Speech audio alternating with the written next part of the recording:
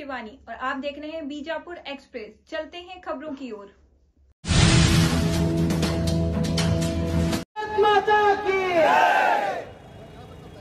ಇವತ್ತು ಕರ್ನಾಟಕದಲ್ಲಿ ಬೆಂಕಿಯನ್ನು ಮುಟ್ಟಿದ ಪರಿಣಾಮ ಈ ಹಿಂದೂ ಶಕ್ತಿ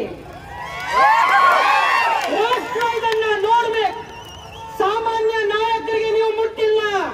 ನಿನ್ನೆ ಮೊನ್ನೆ ಬಂದು ಶಾಸಕರಾಗಿ ತಮ್ಮ ಪ್ರತಿಷ್ಠೆಗಾಗಿ ಹೋರಾಟ ಮಾಡುವಂತ ನಾಯಕರು ಬಸವನಗೌಡರಲ್ಲ.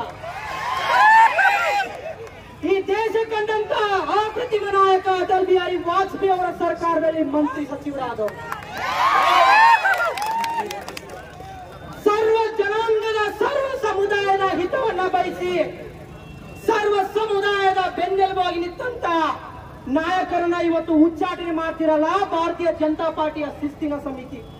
ಇದು ಬಿಜೆಪಿಯ ಉಚ್ಚಾಟನೆ ಅಲ್ಲ, ಹುಚ್ಚಾಟ ಇದು. ಬಸವನಗೌಡ ಪಾಟೀಲ್ ಯತ್ನಾಳ್ ಅಂದ್ರೆ ಅವರು ಸುಮ್ಮನೆ ಮನೆಯಲ್ಲಿ ಕುಳಿತುಕೊಂಡು ಮನೆ ಕಟ್ಕೊಂಡು ರಾಜಕಾರಣ ಮಾಡಂತ ರಾಜಕಾರಣಿ ಅಲ್ಲ. ಜನರ ಮಧ್ಯದಲ್ಲಿ ಇಟ್ಕೊಂಡು ಜನರ ಕಷ್ಟ ಸುಖವನ್ನ ಹಂಚ್ಕೊಂಡು ರಾಜಕಾರಣ ಮಾಡ್ತಕ್ಕಂಥ ವ್ಯಕ್ತಿ.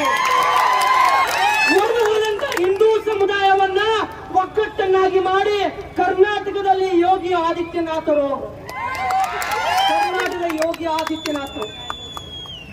ಅವ್ರದ್ದು ಸಾಧನೆಗಳು ಒಂದ ಎರಡ. ಅವರೇನು ಪಂಚಮಸಾಲಿ ಸಮುದಾಯದ ನಾಯಕತ್ವ, ಪಂಚಮಸಾಲಿ ಸಮುದಾಯದ ನಾಯಕರನ್ನ ಹೊರಗೆ ಹಾಕಿದ್ದೀನಂತಲ್ಲ, ಸರ್ವ ಸಮುದಾಯದ ನಾಯಕರವರು. ಇವತ್ತು ಅವರು ಸರ್ವ ಸಮುದಾಯದ ನಾಯಕರು. ಅದು ಜೈನರಾಗಿರ್ಲಿ, ಬೌದ್ಧರಾಗಿರ್ಲಿ, ದಲಿತರು, ಸರ್ವ ಹಿಂದೂ ಸಮುದಾಯದ ಹಿತವನ್ನ ಕಾಪಾಡಿಕೊಂಡು ಬಂದಂತ ನಾಯಕತ್ವಕ್ಕೆ ಅವತ್ತು ಅಪಮಾನ ಮಾಡಿದರು. ನರೇಂದ್ರ ಮೋದಿ ಅವರು ಹಾಗೂ ಅಮಿತ್ ಶಾ ಅವರ ಗಮನಕ್ಕೆ ತರಲಾರದೆ ಜೆಪಿ ನಡ್ಡಾ ಅವರ ನೇತೃತ್ವದಲ್ಲಿ ಇವತ್ತು ರಾಜ್ಯ ಬಿಜೆಪಿ ಷಡ್ಯಂತ್ರ ರಚನೆ ಮಾಡಿ ಅವರನ್ನು ಉಚ್ಚಾಟನೆ ಮಾಡಿದೆ. ಇದನ್ನು ವಿರೋಧಿಸ್ತೀವಿ ನಾವು. ಈ ಉಚ್ಚಾಟನೆಯನ್ನು ಆದಷ್ಟು ಬೇಗ ತಾವು ಹಿಂಪಡಿಬೇಕು. ಇಲ್ಲ ಅಂದ್ರೆ ಮುಂದೆ ಬರ್ತಕ್ಕಂಥ ದಿನಮಾನಗಳಲ್ಲಿ ಮತ್ತೆ ಇಲ್ಲಿ ರಾಜ್ಯದಲ್ಲಿ ತಾಲಿಬಾನ್ ಸರ್ಕಾರ ಬರುತ್ತೆ, ಸಿದ್ದರಾಮಯ್ಯ ಸರ್ಕಾರ ಬರುತ್ತೆ. ಬಿಜೆಪಿಯ ಸಾರಥಿಯಾಗಿ ನಿಂತಿರುವಂತ ಬಸವನಗೌಡ ಪಾಟೀಲ್ ಯತ್ನಾಳ್ ಅವರನ್ನ ಆದಷ್ಟು ಬೇಗ ಅವರನ್ನ ಪಕ್ಷಕ್ಕೆ ಬರಮಾಡಿಕೊಂಡು ಅವರನ್ನ ರಾಜ್ಯಾಧ್ಯಕ್ಷನಾಗಿ ಮಾಡಬೇಕು. ನಿಮ್ಮ ಅಡ್ಜಸ್ಟ್ಮೆಂಟ್ ರಾಜಕಾರಣ ಕಾಂಗ್ರೆಸ್ಸಿನ ಷಡ್ಯಂತ್ರ. ವಕ್ಫ್ ಅಂತಕ್ಕಂಥ ಕರಾಳ ಕಾನೂನನ್ನ ಈ ರಾಜ್ಯದಲ್ಲಿ ತಂದು ಮಠ ಮಾನ್ಯಗಳನ್ನ, ರೈತರ ಜಮೀನನ್ನ, ದಲಿತರ ಜಮೀನನ್ನ ಎಲ್ಲವನ್ನ ಕಬಳಿಸಿ ಜಮೀರ್ ಅಹಮದ್ ಅವರ ಒಂದು ಅಶ್ವಮೇಧ ಯಾಗದ ಕುದುರೆಗೆ ಲಗಾಮ ಹಾಕಿ ಅದಕ್ಕೆ ನಾನು ಈ ಸಂಪೂರ್ಣ ಹಿಂದೂ ಸಮುದಾಯದ ಪರವಾಗಿ ನಾವು ವಿನಂತಿಯನ್ನ ಮಾಡ್ಕೊಳ್ತೀವಿ. ಕೇಂದ್ರ ಸಮಿತಿಗೆ ಆದಷ್ಟು ಬೇಗ ಇದನ್ನ ಪರಿಶೀಲನೆ ಮಾಡಿ ಈ ಷಡ್ಯಂತ್ರಕಾರಿಗಳ ಕೈಯಿಂದ ಪಕ್ಷವನ್ನ ತೆಗೆದು ಇಂಥ ಪ್ರಾಮಾಣಿಕ, ನಿಷ್ಠಾವಂತ, ನೇರ ನಿಷ್ಠುರವಾದ ಒಬ್ಬ ನಾಯಕನಿಗೆ ಪಕ್ಷವನ್ನ ಒಪ್ಪಿಸಬೇಕು. ಮುಂದೆ ಬರ್ತಕ್ಕಂಥ ದಿನಮಾನಗಳಲ್ಲಿ ಬಿಜೆಪಿ ರಾಜ್ಯದಲ್ಲಿ ಅಧಿಕಾರಕ್ಕೆ ಬರುತ್ತೆ. ಈ ಸುಳ್ಳು ಗ್ಯಾರಂಟಿಗಳು, ಭ್ರಷ್ಟಾಚಾರ, ಸಿದ್ದರಾಮಯ್ಯ ಸರ್ಕಾರ ಮನೆಗೆ ಹೋಗುತ್ತೆ. ಅದು ಬಸವನಗೌಡ ಪಾಟೀಲ್ ಯತ್ನಾಳ್ ಸಾಹೇಬರಿಂದ ಮಾತ್ರ ಸಾಧ್ಯ. ಅದಕ್ಕೆ ಆದ್ರೆ ಬಿಜಾಪುರ ನಗರದಲ್ಲಿ ರೈತರೆಲ್ಲ ಆತ್ಮಹತ್ಯೆ ಮಾಡುವಂತ ಪರಿಸ್ಥಿತಿ ಬಂದಿತ್ತು.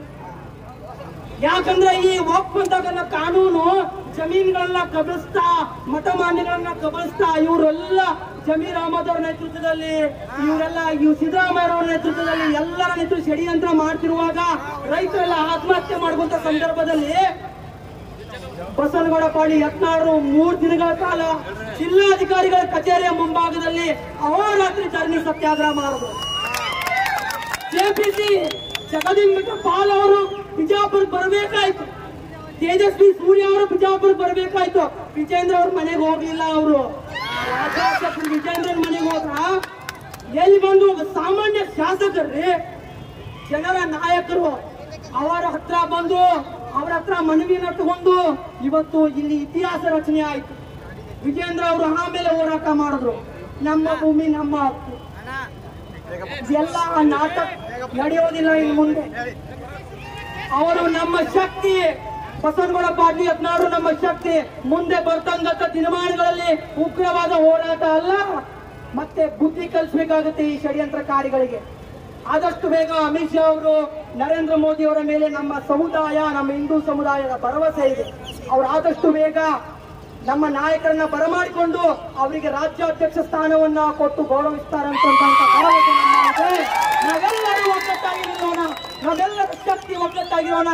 ಸಂಪೂರ್ಣ ಹಿಂದೂ ಸಮುದಾಯ ಒಗ್ಗಟ್ಟಾಗಿದೆ. ಅದರ ಜೊತೆ ಎಲ್ಲ ದಲಿತರು, ಆದಿವಾಸಿಗಳು, ಹಿಂದುಳಿದ ವರ್ಗದವರು ಎಲ್ಲರೂ ಒಂದಾಗಿದ್ದೇವೆ. ಭಾರತ್ ಮಾತಾ ಕಿ, ಭಾರತ್ ಮಾತಾ ಕಿ.